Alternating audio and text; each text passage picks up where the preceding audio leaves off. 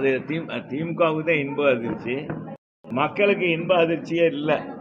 மக்களுக்கு இன்ப அதிர்ச்சி இல்லை.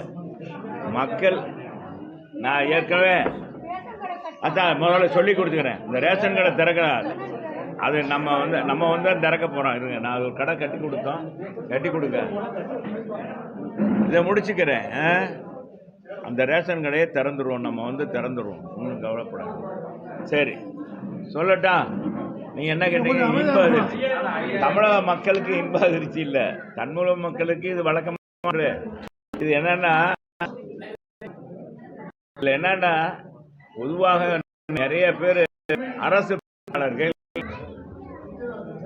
இந்த அரசு உதவி பணியாளர் தான் இன்னைக்கு வந்து ரொம்ப வேதனை இருக்காங்க. தூய்மை பணியாளர் நியமனத்துக்கு பணி நிரந்தரம் செய்யணும் காசு இல்லைன்றாரு. பகுதி நேர ஆசிரியர் நியமனம் பண்ணணும்டா காசு இல்லைன்னு சொன்னார். சம வேலைக்கு சம ஊதியம் கொடுக்கணும்டா அதுக்கு காசு இல்லை. இப்படியெல்லாம் நம்ம முதலமைச்சர் சொல்லிட்டு இருந்தார். செவிலியர் பணி நிரந்தரம் செய்ய சொன்னால் காசு இல்லை. புதிய ஆசிரியர் நியமனம் செய்ய காசு இல்லைன்னு சொன்னார். மருத்துவர்களுக்கு ஊதிய உயர்வு, புதிய பணி நியமனத்துக்கு பணம் இல்லை. பழைய ஓய்வூதியம் கொடுக்க காசு இல்லை. ஆனால் இந்த என்ன பாருங்க, இது எடுங்க, இது நீங்கள் உங்களுக்காகவே கொண்டாந்துருக்கேன். அரசு போக்குவரத்து ஓட்டுநர் நடத்துனர்களுக்கு ஊதிய உயர்வு இல்லை, புதிய நியமனமும் இல்லை, அதுக்கும் காசு இல்லை. மின்வாரிய ஊழியர்களுக்கு நியமனம் செய்வதற்கும் ஊதிய உயர்வுக்கும் காசு இல்லை. விவசாய கடன் தள்ளுபடி செய்வதற்கு விவசாயிகளுக்கு தள்ளுபடி செய்வதற்கும் காசு இல்லை. கல்வி கடன் தள்ளுபடி, மாணவர்கள் கல்வி வாங்கிய கடனை இவங்க தான் தேர்தல் அறிக்கையில் கொடுத்துருந்தாங்க, அது செய்வதற்கும் காசு இல்லை. யார் கேட்டாலும் காசு இல்லைன்னு சொன்ன அந்த அரசாங்கம், ஆனால் தேர்தல் பயத்தால் இன்னைக்கு மாண்புமிகு எங்கள் கழக பொதுச் செயலாளர், முன்னாள் முதலமைச்சர், மாண்புமிகு எதிர்க்கட்சி தலைவர், நாளைய தமிழகத்தினுடைய முதலமைச்சர் அண்ணன் எடப்பாடியார் அவர்கள் 10 தேர்தல் அறிக்கை கொடுத்தார். இன்னைக்கு தமிழ்நாடு முழுவதும் அவருக்கு மிகப்பெரிய ஆதரவு பெருகிவிட்டது. இது வந்து முதலமைச்சரை 10 நாட்களாக தூங்க விடலை. தூங்காமல் இருந்து அவர் என்ன செய்யறன்னு அஞ்சு போய் இப்போ என்ன செஞ்சிருக்கு, இந்த 10 அதோட தேர்தல் அறிக்கை 10 தேர்தல் அறிக்கை கொடுத்தார். 2000 ரூபா மாதம் மகளிருக்கு 2000 ரூபா கொண்டாந்து கொடுத்துருவோம். தகுதி பார்த்துல 2,22,00,000, அது எத்தனை 2,25,00,000 பேர் இருந்தாலும் இப்போ 25 லட்சம் பேர், அத்தனை பேருக்கும் 2000 ரூபா மாதம் கொடுத்துருவோம்னு சொல்லி ஒரு 10 தேர்தல் அறிக்கை கொடுத்தா, தேர்தல் வாக்குறுதி கொடுத்தாரா என்ன? அவ்வளோதான் ஆட்டங்கண்டு போச்சு. திமுக கூட்டணி எல்லாமே ஆட்டங்கண்டு இந்த தேர்தல் பயத்தில் இந்த 5000 ரூபாயை அறிவிச்சிருக்கார் முதலமைச்சர். இந்த 5000 ரூபாய் பயன் கொடுக்குமா, பயனளிக்குமா? என்ன பங்கும் பயனளிக்காது. திமுக தங்க கட்டியாக கொடுத்தா கூட மக்கள் குதித்து போயிருக்காங்க. இங்கே விலைவாசி ஏற்றம், போதைப்பொருள் நடமாட்டம், தன்னுடைய தலைமுறையே இந்த ஆட்சி கெடுத்துருச்சு. அடுத்து நம்ம பள்ளிக்கூடத்தில் பெண்கள்லாம் நடமாட முடியாத அளவுக்கு இருக்குது என்பதை மக்கள் கொதித்து போயிருக்காங்க. பொதுவாக சொல்கிறேன், இது வந்து முதலமைச்சருக்கு யாரோ தவறாக ஒரு இதை கொடுத்து இதை செய்ய சொல்லியிருக்காங்க. இதே மாதிரி தான் இவராச்சும் இப்போ செஞ்சுருக்காரு. நம்ம பிஆர்எஸ் முதல்வர் சந்திரசேகர் ராவ், தெலுங்கானா, உங்களுக்கு தெரியும், ஆந்திராவில், தெலுங்கானாவில் வந்து அவர் பார்த்தா 7500 ரூபா குடும்ப அட்டைகளுக்கு குடும்பத்தை கொடுத்தார். அது 2023 செயல்பட்டார். 2024 தேர்தலுக்காக கடைசியில் அவரும் தோற்று போயிட்டார். நிறைய இடங்கள்ல அவர் கட்சி டெபாசிட் இழந்து போச்சு. சரி, இது மட்டுமா? நம்ம ஜெகன்மோகன் ரெட்டி, ஆந்திரா உடைய முன்னாள் முதலமைச்சர், அவர் 5000 ரூபா அறிவித்தார். 5000 ரூபா கொடுக்கணும்னு சொன்னார். இன்னைக்கு அவர் எதிர்கட்சி தலைவராக கூட வர முடியல. ஆக பணம் வருது. மக்களை பொறுத்தளவுக்கு இது அவங்களுக்கு தெரியும். இந்த நேரத்தில் அவர் கொடுக்குறாருன்னா இது வரைக்கும் ஒன்றுமே செய்யலை. 5 பைசா எந்த இதுவும் வரல. இது என்னடா, நான் கோடைகால சிறப்பு சொல்றாரப்பா, சிரிக்கிறதா வருது. 3 மாசத்துக்கு அட்வான்ஸா தொகை கொடுக்குறாராம். அட்வான்ஸா 3 மாத பணத்தையும் இப்ப போட்டுறாராம். அது கோடைகால சிறப்பு நிதியாம். மாணவர்களுக்கு தான் கோடைகால சிறப்பு பயிற்சி கொடுப்பாங்க, எங்கேயாச்சும் கூட்டிட்டு போவாங்க. நம்ம முதலமைச்சர் யாரோ ஒரு கான்செப்டை சொல்லி ஏதோ அறிவிச்சு இன்னைக்கு அது நகைச்சுவை மாதிரி ஆகி போச்சு. என்ன பாருங்க, 3 மாசத்துக்கு அட்வான்ஸா போட்டுறாங்க, 2 மாசத்துக்கு ஊக்கத்தொகை 5000 ரூபா. ஏப்பா நாங்க கேட்குறோம், இதே மக்கள் தான். மக்கள் ஒவ்வொரு பொங்கலுக்கும் ஏதாச்சும் நீங்க கொடுத்துருக்கலாம்ல. எடப்பாடி 2500 ரூபா கொடுக்கும்போது கொடுத்தாரு, அப்ப நீங்க தானே 5000 ரூபா கொடுக்க சொன்னீங்க.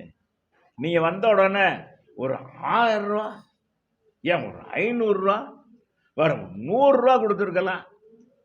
உழுவுன வெள்ளத்தை தான் கொடுத்தீங்க அப்படின்னு மக்கள் கேட்குறாங்க. விலைவாசியை கட்டுப்படுத்தியிருக்கலாம், போதை இல்லா மாநிலமாக தமிழகத்தை மாற்றியிருக்கலாம், சட்ட ஒழுங்கை காப்பாற்றிருக்கலாம். எல்லாத்திலையும் விட்டுட்டு இன்னைக்கு அரசு ஊழியர்களையும் அவங்களுக்கெல்லாம் சம்பளம் போடுறதுக்கு காசு இல்லைன்னு சொல்லிட்டு, பணி நிரந்தரம் செய்ய காசு இல்லைன்னு சொல்லிட்டு இன்னைக்கு இது செஞ்சால் மக்கள் என்ன நினைப்பாங்க? அதைத்தான் நானும் சொல்கிறேன். என்னதான் தங்க கட்டியாக கொடுத்தா கூட திமுகவை இனி ஆட்சியில் அமர்த்த மாட்டார்கள். அமர்த்தீங்களாக்கா? அமர்த்தீங்களா? ஆமாம், மறந்தும் கூட செய்ய மாட்டாங்க. ஆமாப்பா, என்ன நினைச்சீங்க? இப்போ நீங்கள் உங்களை பார்த்து பயந்து இந்த மாதிரி 5000 ரூபாய் அறிவிச்சாருன்னு சொல்றீங்க. விஜய் என்ன சொல்றாரு, அவரை பார்த்து பயந்துக்கிட்டு தான் தேர்தல் பிரச்சாரம் வர்றதுனால ஒரு 5000 ரூபாய் கவர்மெண்ட். நான் அந்த புள்ளி விவரத்தெல்லாம் கொடுத்துருக்கேன். நான் நீங்கள் இப்போ நான் அதுக்கு சொன்னால் நீங்கள் இதெல்லாம் அமைச்சிட்டு இதெல்லாம் பண்ணிவிட்டு பிரேக் நியூஸ் அதை போடுவீங்க. நான் அதுக்கே போக மாட்டேன்ப்போ. எனக்கு வேண்டியது இதுதான். எங்களுக்கு வேண்டியது டைரக்ட் ஃபைட்டு. நாங்கள் அவங்களோட தான். இப்போ உலக சுற்றுவாளிகளில் தலைவர் எல்லாத்தையும் அடித்து காலி பண்ணிடுவார். அது மாதிரி எடப்பாடி எல்லாத்தையும் காலி பண்ணிவிட்டு கடைசியில் புத்த பிச்சு இது பார்த்தீங்களா, புத்த பிச்சு இதை நம்ம நம்பியார் வருவார். நம்பியார் அப்படி பல்ல கோர்த்து அப்படி நிற்பார். அப்படி அந்த புத்த பிச்சுட்டு அந்த இதை எடுக்கிறது, அந்த பொக்கிஷத்தை எடுக்கிறதுக்காக வருவார். அந்த பொக்கிஷத்தை எடுக்கும்போது புரட்சி தலைவர் அங்கே அவர்கிட்ட அடி வாங்கிட்டு வெளியே அவரை துவச்சி எடுத்துருவார். இன்னைக்கு திமுகவை துவச்சி எடுத்து விட்டார் எங்கள் எடப்பாடியார். புரட்சி தலைவர் நம்பியாரை துவச்சி எடுத்த மாதிரி உலக சுற்றுவாளியில் துவச்சி எடுத்த மாதிரி எடுத்து விட்டார்.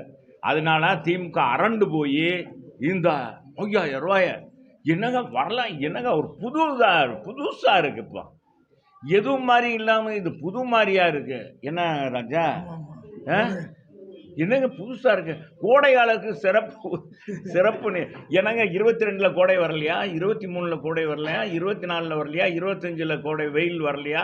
ஏத்தா 22லாம் வெயில் வரலையா, மழையா வந்துச்சு? 23லயா மழை வந்துச்சு? கேஸ் மானியம் 100 ரூபா கொடுக்கறதுக்கு இல்லை. எங்க பெட்ரோல் டீசல் குறைக்கல.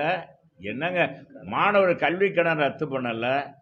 என்னங்க எத்தனை சொல்லணும், நகை கடன் முழுமையாக ரத்து பண்ணல. விவசாயிகள் பயிர் கடன் ரத்து பண்ணியிருக்கலாம்.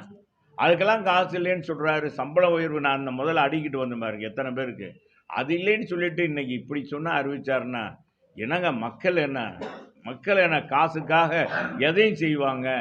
மக்களை ஏமாற்றிடலான்னு நினைச்சா முடியுமா? தமிழக மக்கள் விவரமானவங்க, ரொம்ப வச்சு செய்வாங்க. இது அரசாங்க காசு, இவர் காசுல இல்லை. இதுலயே இன்னொரு இதுல இவங்க ஏற்கனவே இவங்ககிட்ட எல்லாமே ஆதார் கார்டு வாங்கியிருக்காங்க, பேங்க் அக்கௌண்ட் வாங்கியிருக்காங்க. இவங்க 3 மாசத்துக்கு சேர்த்து கொடுத்து தான் இது பண்ணியிருக்காங்க. இந்த 3 மாசத்துக்கு பிப்ரவரி, மார்ச், ஏப்ரல், மேவா, ஏப்ரல் வரைக்கும் கொடுத்துருக்காங்க. இதில் போய் அவங்க அடித்து வச்சிருக்க காசை கொடுத்தா பரவாயில்ல.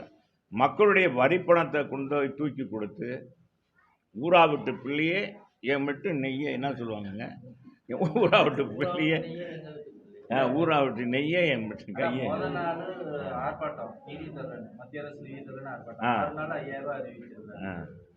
அதான் நாடகம் தான். திமுக எத்தனையோ நாடகம் நடத்துது. அவங்க கூட்டணி கட்சிக்காரவங்க இதில் இந்த இதை ஏற்றுக்கிறாங்களா?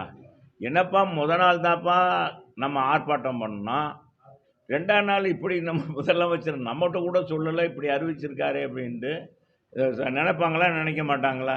சரி, இந்த கம்யூனிஸ்டுகள்லாம் போராட்டம் பண்ணிக்கிட்டு இருந்தாங்களே, ஊதிய உயர்வு வேணும், ஊதிய உயர்வு வேணும்னு சொன்னாங்க இல்லையா, பேருக்கு ஒப்புக்கு.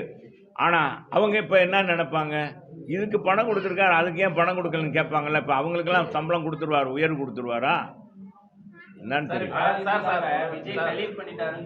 அதாவது அனுபவம் இருக்குன்னு எடப்பாடி பழனிசாமி அவங்க சொன்னாங்க, எங்களுக்கு அரசியல் அனுபவம் இருக்குன்னு. அவர் என்ன சொல்றாரு, கொள்ளையடிக்கிறதுல எனக்கு அனுபவம் கிடையாது, அம்மா அண்ணா எம்ஜிஆர் கட்சி வந்து அவங்க போக விட்டதான் அவங்களோட அனுபவம் அப்படின்னு விஜய் பேசுறாரு. நீங்க பேச மாட்டேன்னு சொல்லி அவர் அடிச்சு பேசிட்டு இருக்காரு. அவர் பேசுறதுக்கெல்லாம் நான் பதில் சொல்ல வேண்டியது இல்லை. நான் தான் சொல்றேன், நம்பியாருக்கும் எம்ஜிஆருக்கும் ஃபைட். இது கிளைமாக்ஸ் வந்தாச்சு. கிளைமாக்ஸில் போய் கண்டாலில் போயிட்டு அதெல்லாம் தட்டி விட்டு இப்போ எப்படி போகும்போதே தட்டி விட்டு போகிற மாதிரி தட்டி விட்டு போகிற மாதிரி அதை எப்படிலாம் விடுங்க. பெரிய கட்சி அவர் நான் டெலீட் பண்ணிட்டேங்க, மனதில் இருந்தே அதிமுக டெலீட் பண்ணிட்டேன் அப்படிங்கிற மாதிரி சொல்லிட்டு இருக்காரு விஜய். 1000 பேர் 1000 சொல்லுவாங்க, அதுக்கெல்லாம் பதில் சொல்ல முடியுமா? தலைவா நீங்க எப்படியோ வாங்கி வாங்க